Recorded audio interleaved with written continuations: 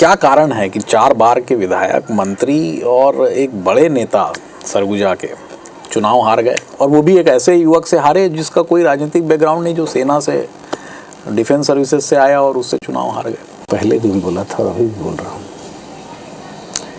चेहरे के पीछे कई चेहरे रहते हैं जो नज़र नहीं आते, और कई बार ऐसे होते हैं कि अपने भी बहुत दूर हो जाते हैं।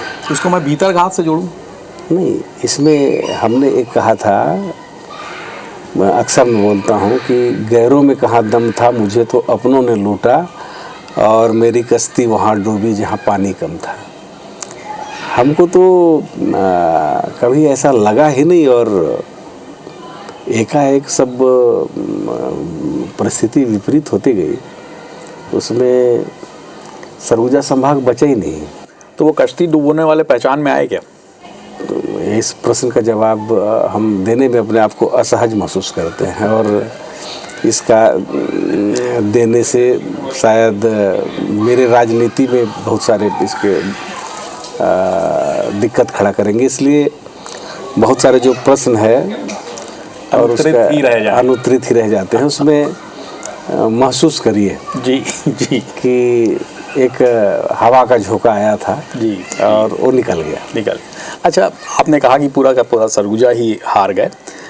क्या लगता है कारण क्या था भगत जी कि 14 की 14 सीटें हार गए? जो मुझे लगता है कि सरकार ने अच्छी योजना चलाई थी, लोगों का आर्थिक स्थिति मजबूत हो रहा था, खास करके छत्तीसगढ़ का पहचान कृषि से हो, कृषि के क्षेत्र में जो काम हुआ था वो बाकी प्रदेश इसका उदाहरण देते थे। इसमें कमी मेरे को जो गैप आया, वो मुझे लगता है कि आपस में हम लोग एक दूसरे को बर्दाश्त ही नहीं किए। एग्जैक्टली। अगर एक दूसरे को बर्दाश्त कर लिए होते, थोड़ा सा एक दूसरे का बात सुन लिए होते, तो शायद इस परिस्थिति का सामना करना नहीं पड़ता। और दूसरी बात, जो सेंट्रल है भारतीय जनता पार्टी, जहाँ सरकार है इनकी, वो टारगेट बनाया हुआ था छत्तीसगढ़ को। उसमें एन केन प्रकारेण, मैं तीनों बोल रहा हूँ कि एन केन प्रकारेण, एनी हाउ उनको छत्तीसगढ़ चाहिए था।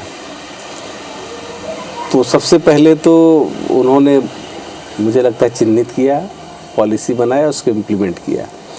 झगड़ा को अगर देख लिया कि आपका और हमारा बातचीत नहीं हो रहा है, या थोड़ी दूरियां है, या कुछ गलतफहमियां हैं, तो उसको पॉलिसी के तहत उन लोगों ने बढ़ाने का काम किया।